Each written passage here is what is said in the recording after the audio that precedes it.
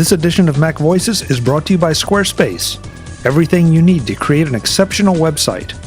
For a free trial and 10% off your first purchase on new accounts, go to squarespace.com/MacVoices and use the discount code MacVoices12. That's MacVoices12.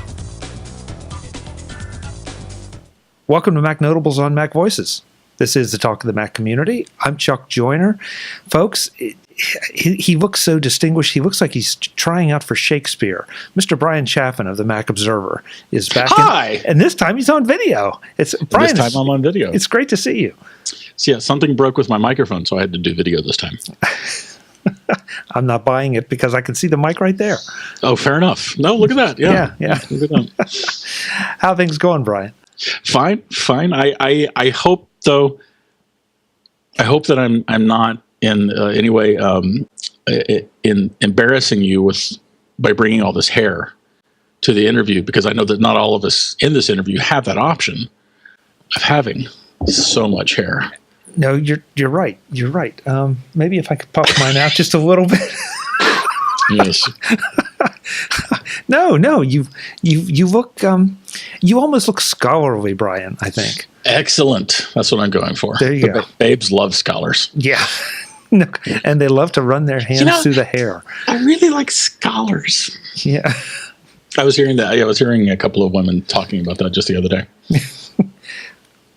I think we better stop there. Let's move on. Let's stop there. Let's stop there. So before we do, we have to just touch on the book, which with the capital T, capital B, the book. The book. Where does it stand now? It is out with beta readers. Cool. So it's finished. Good. Again. And this time, though, it's really almost finished. I've gotten a little bit of feedback from some of them. I'm still waiting for some of my betas to get back to me. And I know that I'm going to have to make a couple of additions based on their feedback, but it's relatively minor. This isn't like starting over or realizing I need to finish or anything like that. So the book is done. The book is done. Brian, does it ever really get done, or do you just kind of stop and say, this is as much as I'll add to it or change it or put into it? I don't think any book is ever done. Any book could always use another round of edits. Always. I don't care how done it is, how awesome it is. But there is a point of diminishing returns for sure. And even when I'm done with it and I start shopping it out, if it gets picked up, then it'll be going through rounds of edits with an agent. If an agent picks me up, the agent's going to want changes. And once that happens and the agent shops it, if the agent can sell it to a publisher, the publisher is going to want changes and edits, and then real copy editors would have a go at it. And I think that the most you can say about any particular published novel is it comes to a point where it's put on bookshelves. And I guess that's when you call a halt to it. Yeah. Well, that's good. Do we have any ETA on when you'll be ready to feel comfortable shopping it? I hope to shop it out. So you don't shop book out with agents in the last quarter of the year, largely because a lot of agents are stop accepting any submissions because they want to finish up everything else that they've got going on for the year. Any other commitments that they've overcommitted themselves to, they want to go ahead and get those done. And of course, people are distracted by the holidays. So I was originally hoping to start shopping out right after CES. In that I do have some feedback issues that I want to address. I probably have another month at poking at it once I get my last beta feedback before I'm ready to shop it out. Okay, good. So mid-January. Well, we wish you the best of luck. I hope that when you start shopping, somebody will pick it up right away, and then I can actually have a real copy in my hand, like a published copy. Well, thank you for the interest, Chuck. Yeah, it's always good. And I don't think I'm making this up, Brian. Didn't I see something on your blog about you have sequels already planned? Well, yeah. So originally, I thought this was going to be a 2-book story, but that was because I didn't know what I was doing. And the same story that I originally thought was going to be 2 books is now in 1 book. but I do have a follow-up book and a follow-up book for that in the works. Okay. So it's not a series as in one story divided up over 3 books, but it's 3 books that are with the related characters and related storyline. Got it. So let's see. That means that I should get to the 3rd book about the time I can grow my hair to the length of yours. Is that right? That might be a little optimistic, yeah. Now, yeah. Well, I hope, I've been working on this for 2.5 years, Chuck. I hope that the next one will be more like a year or 2.5 long process. I learned a lot. I've certainly learned enough to realize how much I didn't know in the first place, but I have learned enough, I hope, to be able to make the next book a shorter process. Bryan, it's interesting you say that, because I'm working on some other projects for the office, and you think you know what you're doing, but there's just nothing like really getting your hands deep into it to figure out what you don't know or didn't know going in and have to learn as part of the process. And well, I've never taken any courses on creative writing. I've not even read books on how to write books. I simply wanted to write a book, and so I did. So yeah, I mean, there was a ton of stuff that I didn't know. Yeah, still a ton of stuff I don't know. Yeah. But now I realize how. If I knew how much I didn't know when I started it, I might not have started it. But that's probably true with everything, isn't it? That's something else. Yeah, that's very true with everything. Yeah.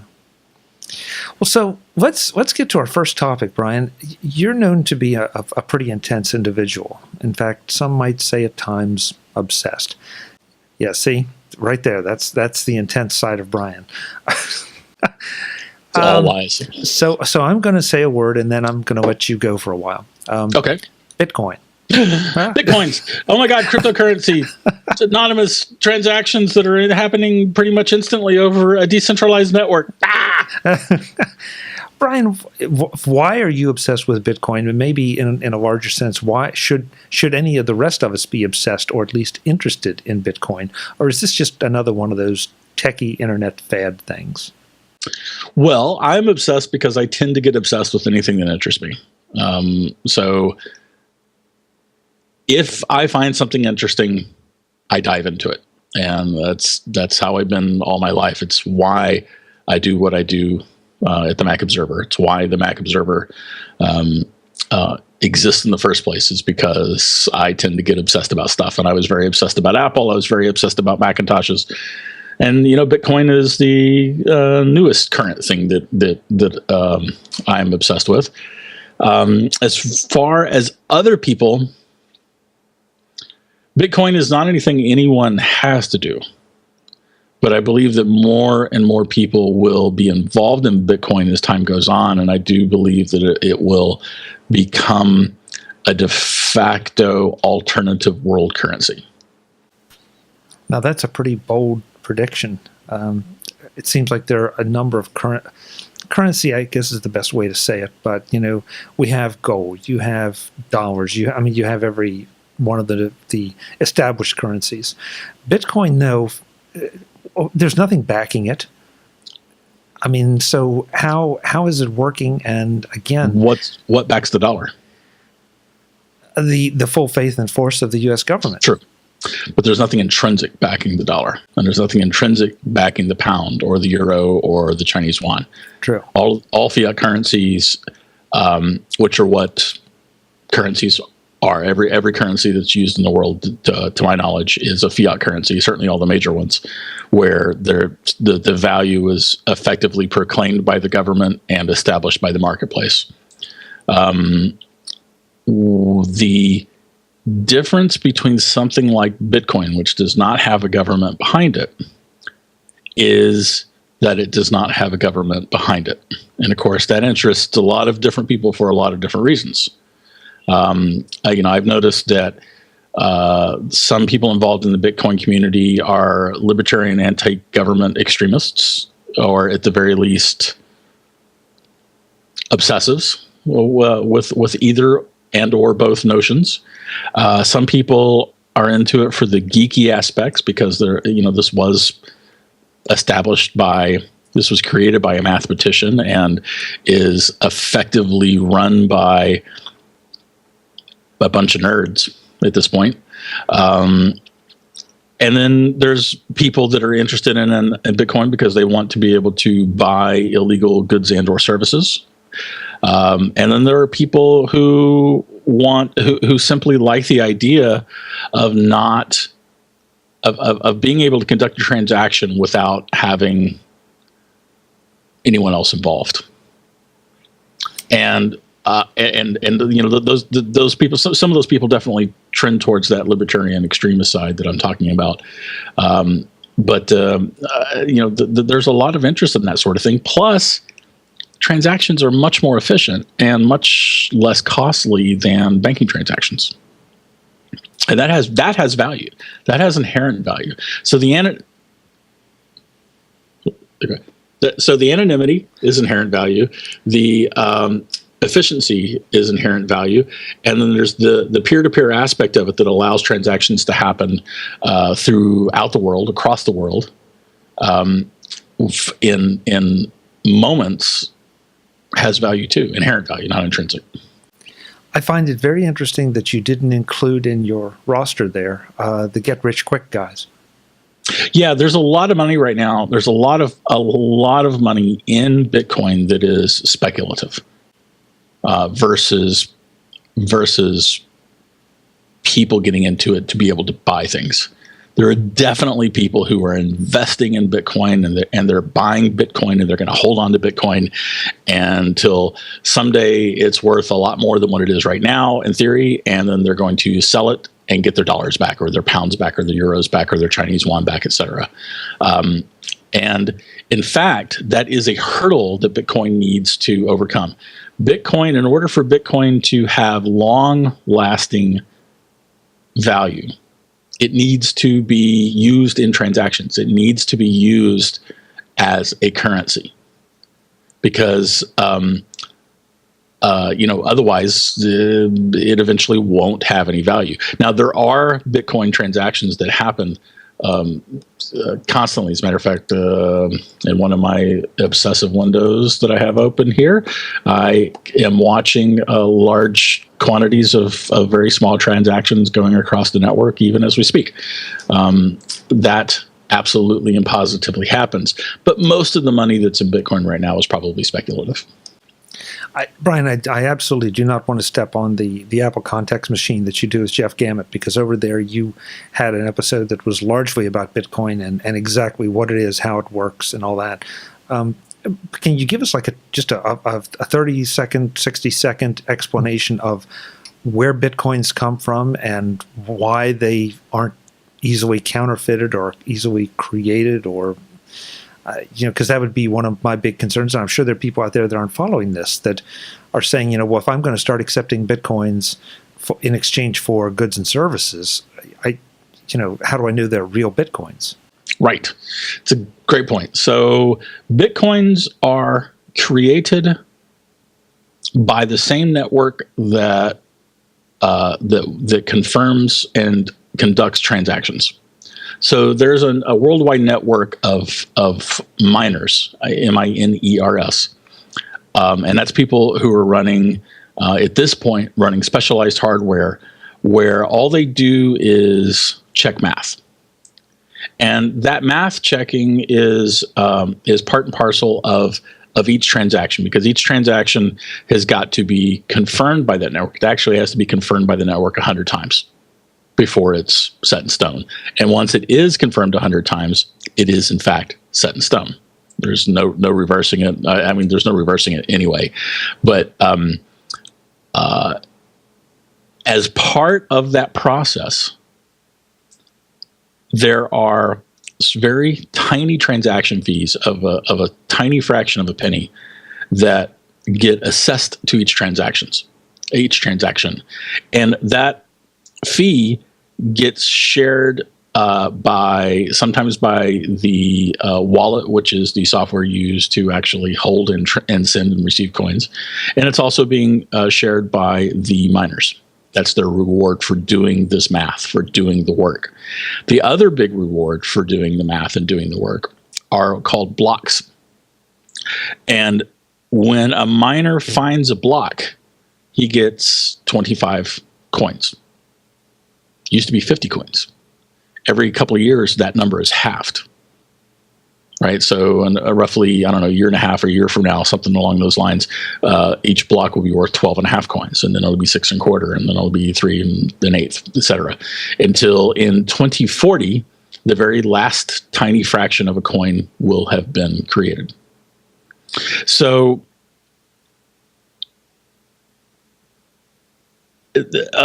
because there is so much mining going on, the network has this method of artificially increasing its own difficulty, so that the blocks only get discovered once every 10 minutes on average. That's or is that right? Is it once every 10 minutes? Once every 10 minutes is the goal, that a new block will be found, and so the network can increase or decrease its difficulty to keep making sure that that's the rate at which they're found.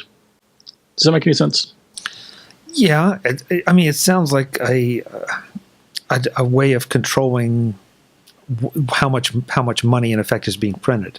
Yeah, because otherwise, if the network didn't increase its difficulty, you throw enough computers at it, and all the coins get discovered in a very short period of time, and now it's done.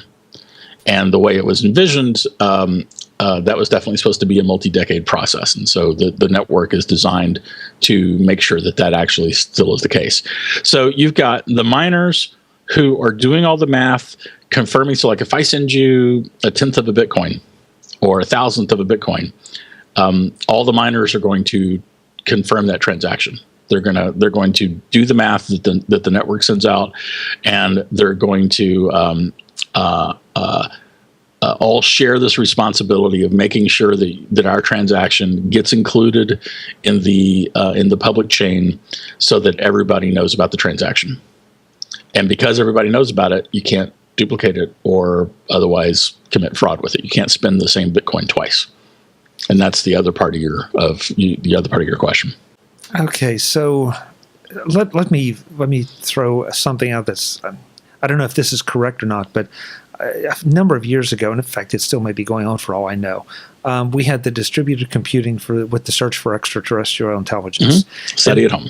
Yeah, and then we had something else, I think, that was helping map the human genome, that all these very intense math problems and intense calculations, were out there. They were being run on my computer, your computer. There were teams, there were competitions. It was, and then it sort of faded away. Is that similar to the Bitcoin at all? Yeah, actually, it is very similar. In fact, because there are so many people doing this mining, there's so much computer hardware thrown at it. As a matter of fact, if I can do this without destroying anything. You please down. I'm going to maybe, or not, show you some of the specialized hardware that I'm running to mine Bitcoins, but I can't. It won't stretch to where it is, and I don't want to stop it because there's so much of this. A couple of years ago, the idea of creating a pool of people was created, so that thousands of people can all contribute to the same pool. The pool is the one that's handling the interaction with the network. And then if a block is found, everybody in the pool shares in it. Mm. So I'm a very tiny miner. The amount of Bitcoins I've mined is really, really small. And for each block that's found, I get something like 0.000125 Bitcoins or something along those lines. And but this allows me to still participate as a miner. In theory, there's a luck element. There's a random element to when these blocks get found. In theory, anyone who's putting up mining hardware will eventually find their own block and get a full 25 coins, but you could wait 2, 3, 4, 5, or 100 years. And most of us don't really have 100 years to wait. Okay, so So if I'm doing the calculations on my Mac over here, and you're doing the calculations on your hardware, and we're both solo miners, individual miners, independent miners, how do we know that we're not both working on exactly the same problem and could hit that cache of Bitcoins at exactly the same time? The network handles all that. The reality is that anyone trying to solo mine at this point, even mining with your computer, mining with your GPU, your graphics card, or mining with your CPUs, is not going to generate enough Bitcoin to even pay for the electricity involved. It is the mining process has escalated to the point where you need to buy the specialized hardware in order to call it ASICs. These systems on a chip have been developed, and large quantities of money have been thrown at these ASICs. And people buy standalone boxes. There's some PCI cards that are really fast that are coming out. The little things that I have, and I really wish I could show you some, are these little USB sticks that run at twice the speed of the fastest video card for a tiny fraction of the price. But the network is the one that's handling. Sometimes two people do the same work. And when that's happened, it's whoever turns it in first is the one that gets credit for it. And is the process of turning it in automated as well? Yeah, all of that stuff is, it's all handled by the network. Because that's the nerd part. The nerds and the mathematicians that are still involved in running Bitcoin, because everyone basically has to agree to it. Someone proposes a change, and if not everybody agrees to accept that change isn't going to happen.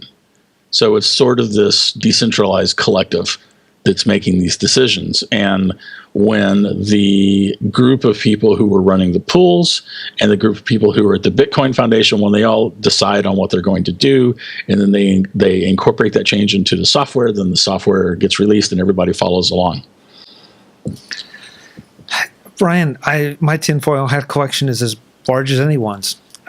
This could be a way to sell a lot of the specialized hardware. The story about who made money with gold mining? Yes. Guys are selling the picks and the shovels. Yeah, amen. Yeah, that's right. And the mining hardware side of things is fascinating because almost all of the companies who are making this stuff, first of all, they're all small. They're all like, brainiac engineers who are 50 and seem to have moved to Thailand in the last 10 years, or China or somewhere in Asia is where they're living. And, and they're brainiac chip engineers. A lot of them, like I said, retired, and they sell all this equipment on pre-orders. So people are paying $5,000, $10,000 for something that's supposed to be delivered from 6 months from now. And almost always it's delivered in 8 to 9 months. And in some cases, it's never been delivered, right? And there's very little accountability. The guys that sell there's not a whole lot of entry level stuff, but the ASIC Miner is the company that sells the little devices that I'm using, and they're one of the only companies that only sells what they actually have. Fascinating concept there, to actually only sell what you have. And the rest of the industry is being financed basically by people paying in advance for their orders. That's the money these small companies use to buy the equipment that they need, buy all the parts that they need. They assemble it, they ship it out, start the next cycle over again.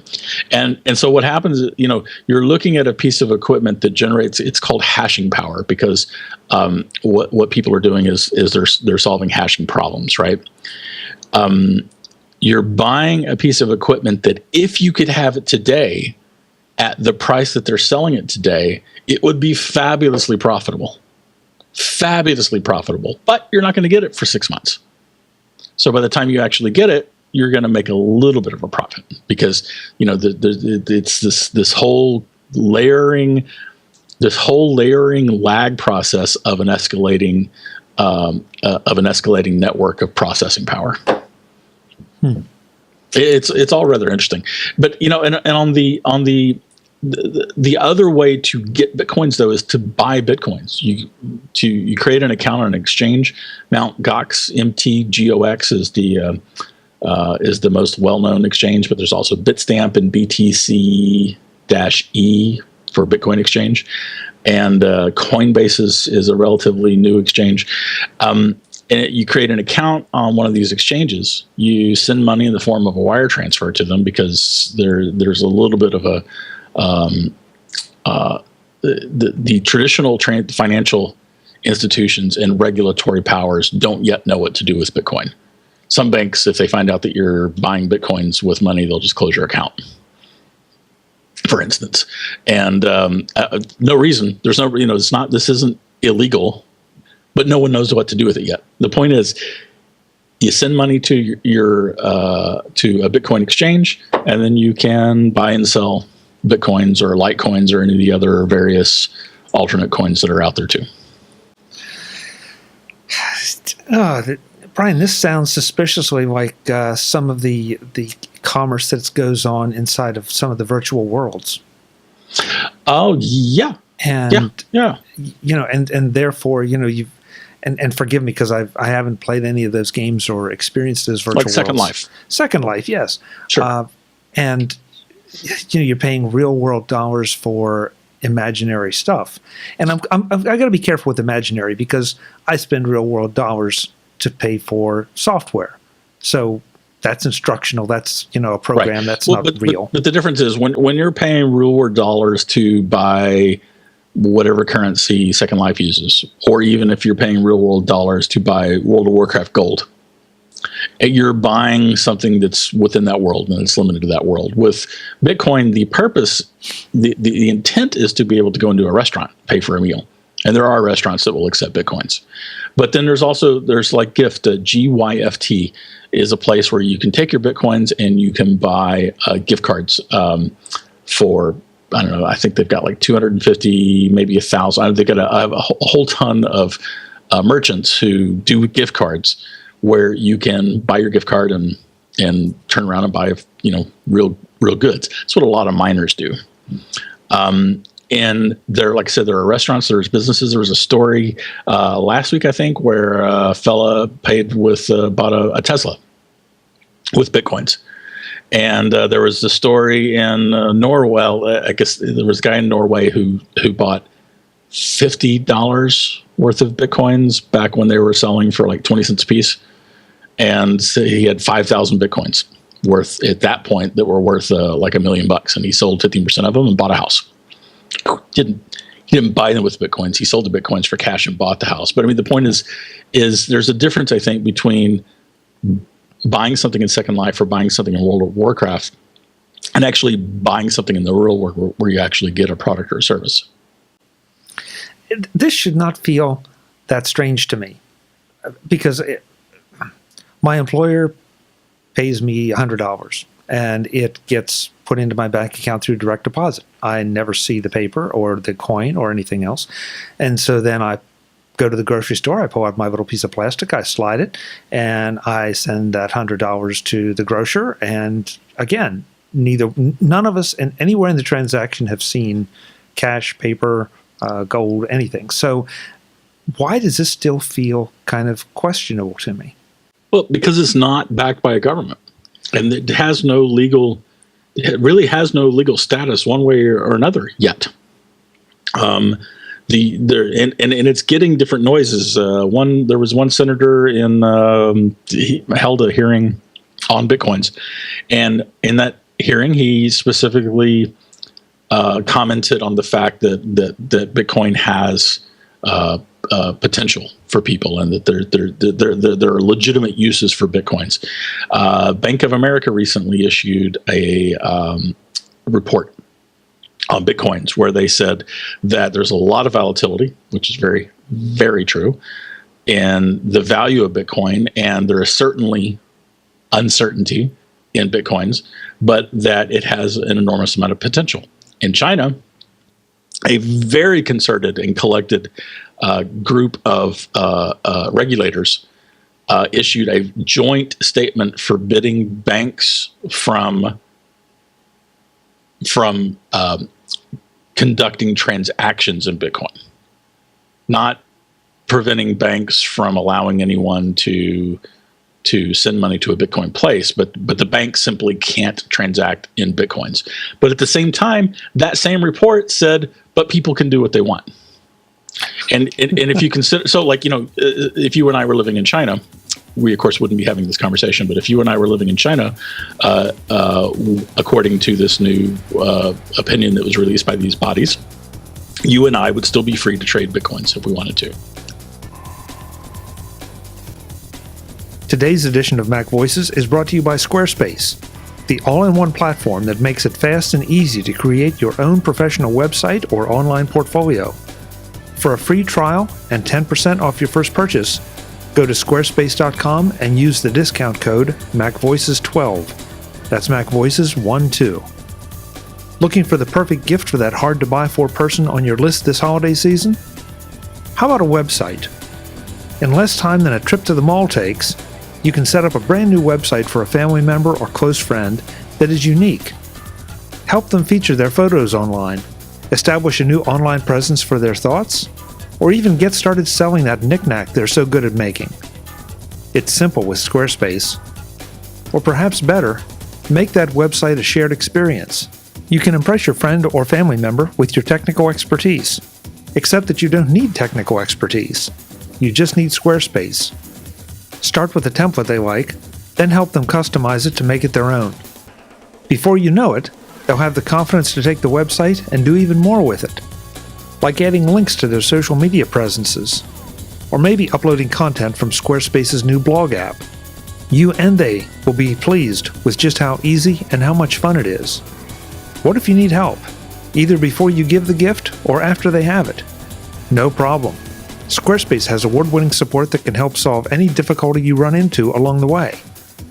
But that's quite unlikely because Squarespace has so much built in and is so easy to use that you can do just about anything you want to in minutes. All this can be yours for 14 days free to try, no credit card required. And then it can be yours for 10% less by using the code MacVoices12. That's 10% off with the code MacVoices12.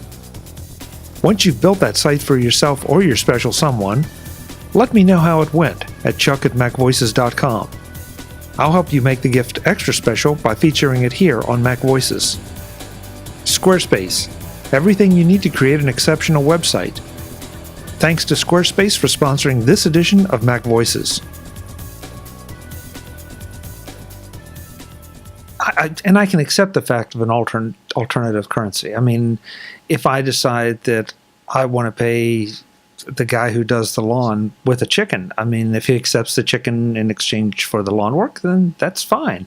If I want to trade you a Rolex for, I don't know, writing a novel for me, okay. If you accept the Rolex in trade, that's fine. I am accepting Rolexes, by the way, for my novel. If anyone would like to give me a Rolex, let me know. There you go. I'll sell it for Bitcoins. Yeah. But I guess, again, I don't know. Maybe just because it's new and it feels shaky. It's a new thing. It's shaky. It's not shady, I don't think. Okay. I think that it's pretty. So this is about, I don't know, it's 3 or 4 years old at this point. There have been a lot of really smart brains attacking this, not attacking it, for like going, like really looking really closely at it. A lot of brainiacs have been trying to find the problems, and the network has been adjusted accordingly. Well, I don't think. Hold on, stop right there, though. It's been adjusted accordingly, but therefore that sounds like somebody is controlling the network. Somebody is overseeing the network, and therefore that means those people have power over this economy. It's a decentralized collective. It's a decentralized. You'd have to convince me. You'd have to have a bunch of people decide to act against their own self-interest to destroy the value of the thing that they do. Not destroy, but control. Well, but if they control it, the value goes away. If somebody knows they're controlling it. Yeah, but it's all open source. It's all open. It won't stay hidden for long. Okay. But I mean, the greater threat to Bitcoins is that the U.S. government in particular start prosecuting people and throwing them in jail for transacting in Bitcoins. And that could happen. Same thing with China. Same thing with the other governments. But obviously all eyes would be on the U.S. first. Yeah, well, that would be very interesting to say the least, because it's, I mean, again, to go back to my chicken or Rolex example, I mean, are they going to throw me in jail for transacting business with one of those two forms of conceivably that could happen. So it seems to be a little bit less likely. Now, the reality is that there's not a lot that any government can do about Bitcoin. Governments have no power over Bitcoin. They only have power over you and me. So if they want to throw us in jail because they detect Bitcoin traffic, then that obviously would be something that they could do. But no government can actually stop Bitcoin transactions. They can only make life difficult for those who do so. And you make life difficult enough, and then, Bitcoin's going to go away. I mean, it's particularly interesting in China.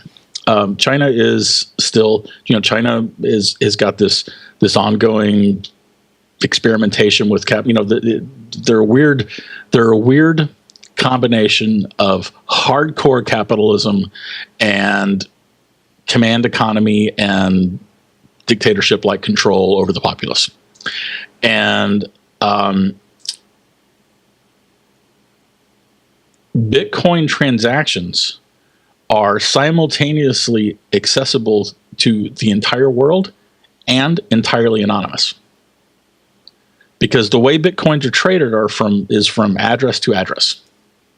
Bitcoin address to Bitcoin address. If I don't tell the world that an address is mine, no one will ever know that an address is mine. Oh, wait a minute. Hold it. Stop right there. Yes. That's like telephone conversations are private and email is private and, Skype is private. And we've just gone through several months of finding out that none of those things are true.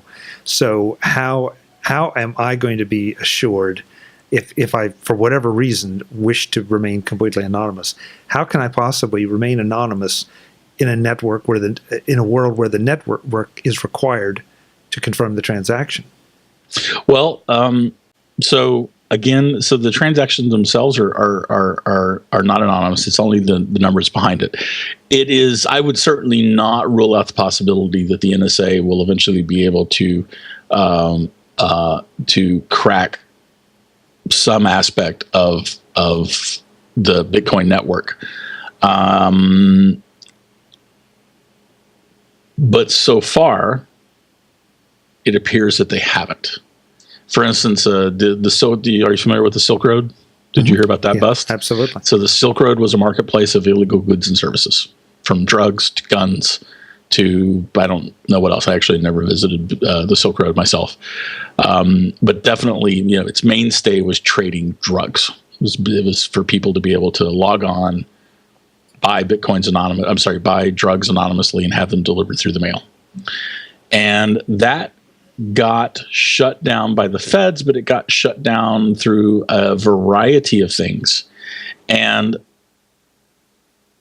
the way that has been deconstructed since then is that the only way the feds knew or know at this point who was behind various transaction numbers is by getting the Silk Road servers and by getting the guy behind the Silk Road getting his personal computers. And by doing that, now you were able to start putting some names to some numbers. But barring that, so far, it appears that this stuff remains anonymous. Okay. I would caution anybody from relying on that. I would. Yeah. It's. I mean, I'm not going to stand here and say this will always be protected and anonymous, because it probably will not be. To your point. I still think a suitcase of cash is the best way to do this. What is it we're doing? That thing, right? That thing that you and I are doing with the suitcase of cash. The suitcase of cash, right. Yeah. Right. And if anybody else wants to do the same thing with a suitcase of cash, just, I'll email me, I'll send you my mailing address, and, we'll go from Excellent. there. Yeah. Brian, it strikes me, first of all, that we should let the listeners know, number one, these are the conversations Brian and I have often, usually after the show. And if you've gotten this far with us and you're wondering, what does this have to do with Apple and the Mac? It really doesn't. This is more because we are all technologists to one degree or another. We all have an intense interest in technology. This is somewhere out on the fringes of technology and commerce. And I think it's fascinating. Sure. And you can also mine Bitcoins with a Mac as a controller. I don't recommend anyone bothering to do so with their Macs. I want to stress that you will never make any money. It cost you more in electricity than you can ever earn in Bitcoin. But you can also, there are wallets. There's even wallets for the iPhone. But you certainly can use your Macs to interact with the Bitcoin world. Okay. Yeah, that's fair. That's fair. But I know that I'm going to get an email saying, what were you guys talking about? And this is just something to be aware of. It may turn into something significant. It may fade away. You don't know. But you also may encounter it as you're out there running around. It's true. So as of this speaking, the price of Bitcoin on Bitstamp is $975, and on Mt. Gox it's $1,023. So it's probably amounting to something, even now. Yeah, it sounds like it. We'll check back in later to see how many Bitcoins you've found. Okay. Brian, the other thing I wanted to touch on, just something of a bit more timely, in a more timely fashion, is the stats that have come out over the Black Friday, Thanksgiving weekend shopping thing. That it seems that iOS devices, specifically mobile iOS devices, really trounced the Android operating system. This would seem to me to kind of confirm a lot of what Tim Cook's been saying about how people use their iDevices versus Android. The people really actually use their iDevices as opposed to the people who are carrying Android phones, but maybe not really using them for much more than phones and the occasional email. Yeah, so it's true. I think that the vast majority of iPhone and iPad owners do stuff with their iPhones and iPads. And for years, once Android sales eclipsed iPhone sales, and once Android sales eclipsed iPhone and iPad sales, and then once they started doing so by orders of magnitude, or actually maybe orders of magnitude isn't right, but it's like now it's 2-to-1, and now it's 3-to-1, and currently it's more like 4-to-1, right? For every one iPhone sold, there are something like 4 Android devices that are sold, and at that point, you would expect more stuff to be done with these Android devices.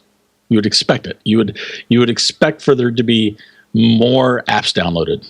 You would expect for there to be more money trading hands to app developers. You would expect more web surfing to be done with Android devices. You would expect more shopping to be done with Android devices. You would expect more ads to be served to Android devices. You would expect, now this one's crazy, you would expect Google to be able to make more money from the Android platform than it does with the iPhone platform. And Google does not. Google makes more money from iPhones. I'm not sure about iPhones and iPads, but probably both, than it does from Android. That's fascinating to me.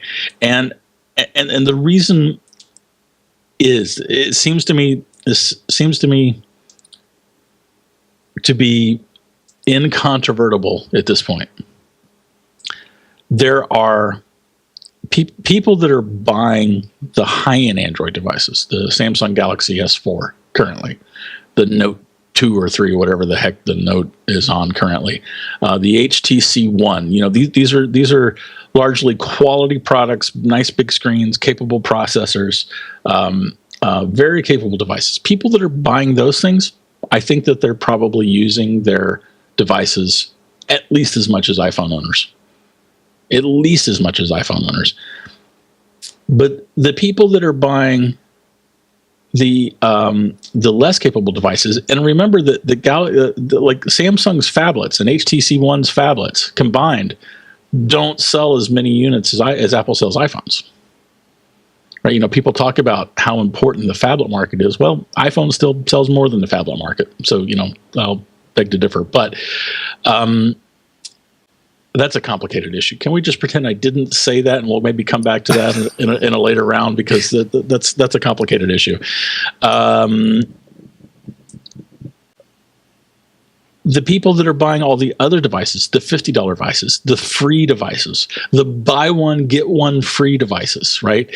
Those people seem to be using their phones as fancy feature phones. I don't even think they're doing email. I think that they're texting. I think that they're making phone calls, and they may be taking the occasional photograph. And that seems to be it. And that's why Apple devices tend to see, like on Black Friday. So what we saw is more web traffic. We saw more shopping related traffic, and we saw more transactions, and we saw higher transaction dollars per transaction. So I'm going to say that again. We had higher dollars per transaction to iPhone owners, and I think that's because most of these phones, they're feature phones. They're texting devices. They're texting devices with, without a keyboard. And I don't disagree with anything you've said. I think it all makes perfect sense, and I think the evidence backs it up. And this may seem somewhat heretical, but at some point, does it matter? Does it matter why people are buying the iPhone, and the fact that the iPhone, people do more with it? Is that really a selling point, or are we trying to sell to the other geeks around us that, like, hey, you can do more, and people do more with these devices, as opposed to, mom and pop and Uncle John who buy or pick one of the Android devices up because they're free or 2 for 1 or whatever. And the sale still gets made. It's just that they don't take advantage of the potential. Well, I think that we have a lot of there's a lot of built-in momentum for the computing and the telephone industry, where the point of sale matters from a metric standpoint, and where people are interested in point of sale market share. And this mattered in the PC world because, of course, you had Dell battling it out with HP, and you had Microsoft battling it out with Apple. You used to be that Apple needed to maintain. The worry was that if Apple's market share fell below a certain percentage point, that there would no longer be any Mac apps made. The developers just wouldn't be able to afford it. They'd just never be able to make enough money to make it worth their while to make these apps. And we kind of hear that you can find Android fanboys that'll say that soon everything's going to be Android and no one's going to make iPhone apps, right? And that's an interesting thought, because at one point there were no Android devices out there, and yet there were still Android apps made. So even if Apple's market share fell to, 8%, people are still going to make iPhone apps. And that's especially true when you look at the fact that iPhone owners are actually willing to pay for those apps. And they're actually willing to spend money in those apps. So yeah, that it matters from that standpoint. As long as iOS is the more profitable platform, it'll have the best app development. Android has got plenty of app development, but most of those apps suck. The best Android apps are as good. In some cases, they're going to be better. In some cases, maybe slightly not as better. But the best Android apps are certainly as good as the best iOS apps. But you've got a much larger percentage of iOS apps that are quality products, because there's money changing hands. people can actually afford to do this because they're going to get some return on their investment. That's not necessarily the case. I think there's a lot of hobbyist apps in the Android ecosystem, and Apple's been sort of weeding out the hobbyist level apps on the App Store for some time now. Well, and it seems like the hobbyist level. I mean, there's nothing wrong with hobby level apps. No, not at all. But wait, hold on. Yeah, in some cases there is. In some cases you've got less quality. I love hobbyist coders are fantastic. That's where coders come from a lot of the times. But there's definitely a different amount of resources that a hobbyist can spend on developing an app versus a commercial company that can actually control and direct resources and sometimes get external resources for this stuff. And by and large, commercial products do tend to make for more polished products than hobbyist levels products. Yeah, absolutely. And I think that. I guess it all, it's the same old thing. You follow the money. I mean, if the money is there, if the quality apps are there, people will spend money on them. And if they are spending money on them, that means they 9 times out of 10 want to use them. And so I guess that's what's going to drive it. I mean, I know some people that have Android phones, and I've held them in my hand, and frankly, they don't appeal. There's this issue, the other issue we haven't touched on, that different versions of Android run, ice cream sandwich, and I forget what's the current one. KitKat. KitKat. After a while, you can't figure out what runs on what. Apple seems to have done a real good job of trying to manage that and shepherd that, so that app developers have time and incentive to keep their apps updated and running on the current hardware. Maybe not everything, but certainly the major developers. Certainly that's true. I think that Apple has this is the benefit of the whole widget model. Apple can control precisely what hardware runs what software, and Google does not have that level of control. And so you've got you pay for what you get. I'm a huge believer in that, or the flip side, of course, being that you get what you pay for. Android, the open licensing model, the open source model, these have tremendous advantages in terms of choice. But a lot of times that choice tends to be about price and being able to choose crap. And I'm not interested in that kind of choice. I would much rather have a quality product and a quality ecosystem where I know that whatever I'm going to do is going to work. That to me is the kind of choice that I like to make. So but that sort of thing is going to be different for different people. There are people who like fiddling with Android, just as there are people who like fiddling with Windows. Nothing wrong with that. It's just not my personal cup of tea. And going back to the sort of market share issue, at some point, the market watchers, the research firms, need to separate the class of devices, and I'll just make it really Apple-centric. They need to separate the class of devices that compete with iPhone and everything else. And they need to look at, I really think we should be looking at market share in terms of iPhone class devices and non-iPhone class devices. Apple is going to have zero market share in the non-iPhone class of devices, and who cares? Because there's no money being made with those devices. No one's making any money. Google's not making any money. The hardware makers aren't making any money. The phone companies are probably making money. But no one else is. And then in the iPhone class of device, now let's talk about market share in terms of developers and usage and even point of sale market share. But then let's also look at lifespan, which is what ComScore tends to, that subscriber share. If you ever notice how ComScore's subscriber share tends to trend higher than Apple's actual market share? I hadn't noticed that. It does. People misreport ComScore's reports every month. ComScore puts out a new report, and people start talking about market share. Apple's got X amount of market share in the U.S. based on ComScore. Well, no, it's not the way it works. What ComScore measures is the number of subscribers.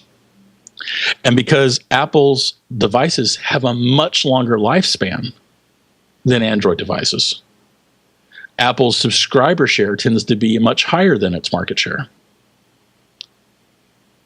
Right? Right. Okay. Month in and month out, and that to me is an interesting metric. And it's no one's making any. Well, again, the phone companies may be, but no one's making any money on the 2-year-old device that's still being used. But developers can market to that person, and of course, again, the phone companies are making money. But it does matter to developers as well. And I at some point, I believe that the market watchers are going to have to start separating out class of devices. It's somewhere in there. I did want to jump in and just throw out the fact that your comments about choice and quality and all. There seems to be something we should mention about Apple's walled garden and all the flack it gets for the apps it doesn't approve, for the restrictions it puts on, and yet those are some of the primary reasons that you have the quality, you have the choice, but you have the security, you have apps that actually work, a huge percentage of the time, and you have a reasonable degree of comfort that they're not doing anything else, and that's not always true on the other side. Yeah, I agree. And again, that's the kind of choice that I like to make. Now, the flip side, we get to actually bring Bitcoin back into this because Apple has shut down a couple of Bitcoin wallets because you could pay for things with Bitcoins. And you're paying for something with Bitcoins, and A, Apple's not getting its 30%, which would never be sustainable in the Bitcoin world in the first place. And B, it's a transaction that's happening outside of Apple's control. And of course, Apple doesn't like that. Now, I would like to see iPhone be the best mobile Bitcoin platform. I would like to see that very much. I don't know if Apple can grok that notion. And so there is an example where I may end up chafing. I'm already chafing a little bit, but I may end up chafing at Apple's control because Apple is not embracing an opportunity to be the best mobile platform for something that I have interest in. Yeah, for something you have interest in. And I'm not sure that the Bitcoin world, and I'm speaking as someone who's just learning about it more from you than I have anywhere else. And that right there says something, because I try to pay attention to this stuff, but this right now is the domain of, serious geeks. And so, we may not be in a situation where it's a viable platform yet. Maybe when the time comes, it will be. I don't know. Yeah, it's a viable platform. It's just not huge yet. It's not everywhere. Yeah, and at some point, there's two things that I would like to see happen. I'd like to see Amazon accept Bitcoins. That would be huge. Yeah, and PayPal. But is anybody going to do that with the speculative nature right now of Bitcoins? I mean, can they literally afford to? Sure. Well, it's interesting. There's a poker site called Seals with Clubs. Of course, you know that I have an intense interest in poker as well. And online poker is not legal in the U.S. unless a state licenses it. And state licensing of online poker has been very, very slow, and there needs to be some federal regulation involved as well. And it's still a big gray world.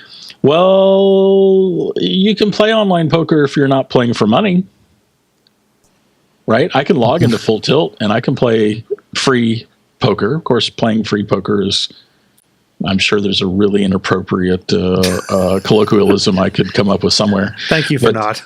You're welcome. And but Seals with Clubs lets people play poker online, and they only deal with Bitcoins.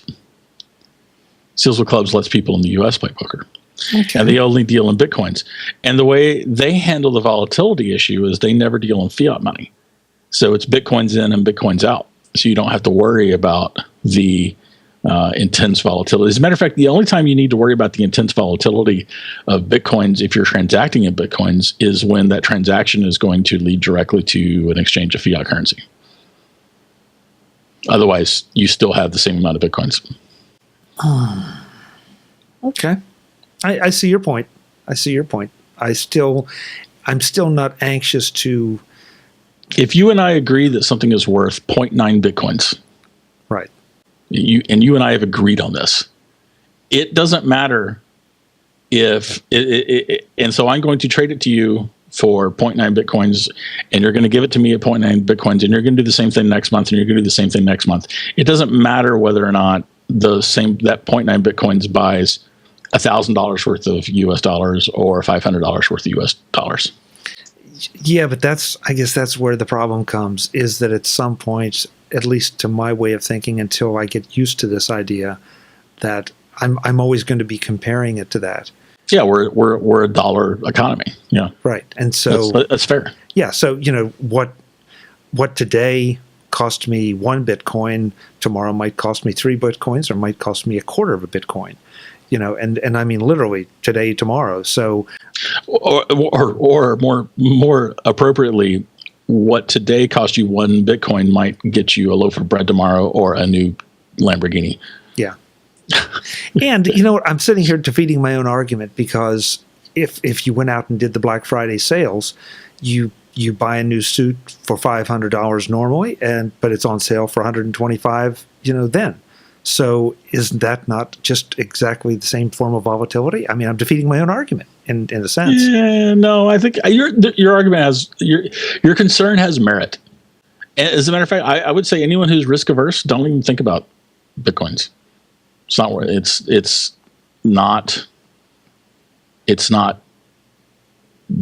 if you are risk averse, you will be unhappy even thinking about Bitcoins. So don't do it. But you're not risk averse. I'm not risk averse. You live on the edge. I don't know if I live on the edge. I'm not quite that unaverse to risk, but I definitely I'm not risk averse. Oh, you know what? We should mention one more little thing about Bitcoins. Yeah, and that's the confirmation aspect. So if you and I trade Bitcoins, you're going to see it almost instantly. But like I said before, you have to have 100 confirmations before it's written in stone. But the thing is that 100 confirmations is going to happen in, 20 minutes to 50 minutes, maybe an hour and a half. And think about how long it takes PayPal to get money to and from your bank account. It takes 3 days. I recently had a transaction. This is fascinating to me. I bought something with PayPal. The merchant had to cancel the order. The merchant turned out not to have inventory. It was an inventory problem. So the merchant canceled my order and refunded my money to PayPal. Right? And this was like the next day. Right. 2 days after that, PayPal took the money out of my account. 3 days after that, PayPal put the money back into, actually finally credited it back to my PayPal account, where it's still sitting. So it would have taken another 3 days to get it back to my bank account. But it's still sitting there because I left it there. That's not the point. But so it would have taken me a total of 7 business days to get the money back to my account from after the order was canceled. If I buy something from you with Bitcoin and you cancel the transaction, at least assuming you're honest enough to send me back the Bitcoin, I'll have that back in minutes, not days. And that's something that the traditional financial institutions at this point can't compete with. And it's huge. And all those transactions between you and me, they're going to cost a tiny fraction of a penny. Think about how much you pay in merchant fees with the credit card. Think of how much the merchants are paying in merchant fees with the credit card, right? They're paying like 1% and 2%. Oh yeah. Well, and there's a lot of people playing the float. We could go off on a real rant, but 7 days, somebody's playing the float there. There's just no way. Someone's making money. Someone's making money off that float. Oh, you better. Yeah, believe absolutely. It. Yeah. PayPal's making. In this case, it was PayPal that was making the money. Yeah. And I think there are banks out there that do the same thing because absolutely they certainly have no trouble crediting my account instantly when I take money out. But it takes 3 days to get a deposit to be registered. Yeah, funny how that works, huh? Yeah, really. Yeah, someone's making money during that time. I mean, and don't get me wrong. This is how it works. This is one of the things. This is one of the things that we're effectively agreeing to by doing business with the bank in the first place. Yeah. But this is part of the allure and appeal of Bitcoin is you get to bypass all that. For some people, that's important. It's very important. It's very important. And, again, I understand some of the appeal. And I think you understand some of my hesitation. Absolutely. So, absolutely. There's somewhere in the middle. Yeah, and I'm not the guy. I'm not here to tell you you're wrong. Yeah. Oh, no. I don't know that you're wrong. And B, it's subjective. Yeah. Yeah. But it's certainly something that's potentially on the horizon. It may become a force. It may not. Yeah. We'll find out. Okay, sorry for derailing us again. No. That's all right. That's Apple, all right. stock, money, Tim Cook. Well, I think we need to wrap it up because I'm looking at the time and it's like, okay. Are we really? Did we spend this entire time on Bitcoins? Yeah. No, but it's Brian, it's good. I mean, I knew we'd get off on it, and I think it's important. I think it's important that folks understand it, and I'd rather have them hear it here from just people that are hopefully responsible in the discussion and can joust back and forth instead of just, Bitcoin is wonderful, Bitcoin is great, it'll solve all your problems. Yeah, which it won't. Yeah. Hey, it's good to see you. We got to do this more often with you on video. That's the best part because. All right.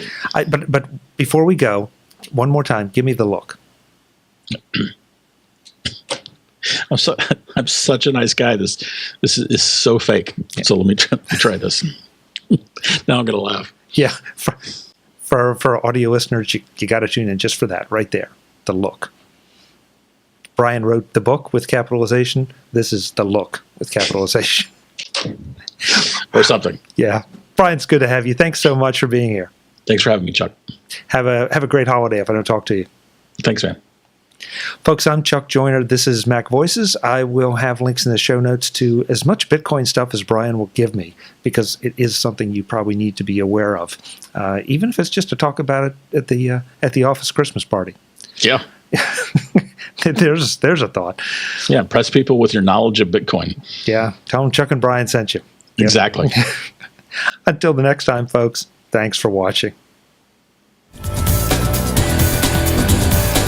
Visit MacVoices.com for links, show notes, to subscribe, to connect with Chuck on Twitter, app.net, Google+, Facebook, and LinkedIn. Subscribe to our weekly newsletter, the Mac Voices Dispatch, to stay up to date with all the latest Mac Voices news from our front page or at macvoices.com/newsletter. Advertising and sponsorships handled by Backbeat Media at backbeatmedia.com.